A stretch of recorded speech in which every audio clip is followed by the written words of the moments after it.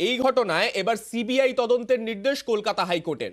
এতদিন হাইকোর্টের নির্দেশেই নদিয়ার পুলিশ সুপারের নজরদারিতে তদন্ত চলছিল। এবার সেই তদন্তভার গেল কেন্দ্রীয় এজেন্সির হাতে।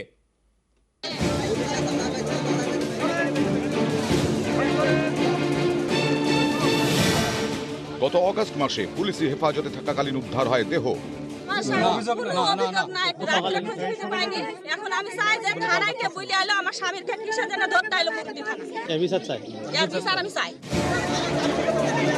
এই ঘটনায় এবার সিবিআই তদন্তের নির্দেশ দিল হাইকোর্ট।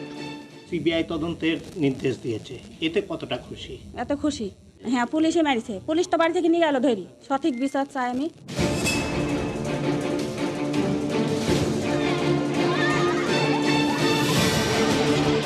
তেহট্টের সীমান্ত লাগোয়া গ্রাম ব্রজনাথপুর। গত 25 অগস্টের রাতে মাদক মামলায় অভিযুক্তকে খুঁজতে এই ব্রজনাথপুরে যায় মুরুটিয়া থানার পুলিশ। গ্রামবাসীদের দাবি, অভিযুক্তকে না পেয়ে তার দাদা শওকত মণ্ডলকে মারতে মারতে নিয়ে যায় পুলিশ। পরের দিন বাঁশবাগানে শওকতের দেহ উদ্ধার হয়। বিচার চেয়ে হাইকোর্টের দ্বারস্থ হন শওকতের স্ত্রী। 18 সেপ্টেম্বর জেলার পুলিশ সুপারকে তদন্তের নির্দেশ দেয় কলকাতা হাইকোর্ট। সেই রাতেই শওকতের বাড়ি থেকে 14 কিলোমিটার দূরে একটি খুন হয়।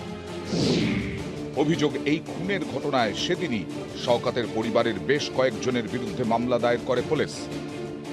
পরবর্তীতে আগাম জামিন চেয়ে হাইকোর্টের দ্বারস্থ হন ওই খুনে অভিযুক্তদের অন্যতম মোহন মণ্ডল। সেই মামলার প্রেক্ষিতে এবার শওকত মণ্ডলের মৃত্যুর ঘটনায় সিবিআই তদন্তের নির্দেশ দিল কলকাতা হাইকোর্ট। আদালতের নির্দেশ, অবিলম্বে নথি হস্তান্তর করবে পুলিশ। তদন্ত করে 2 মাসের মধ্যে রিপোর্ট দেবে সিবিআই। নিউজ 18 বাংলা।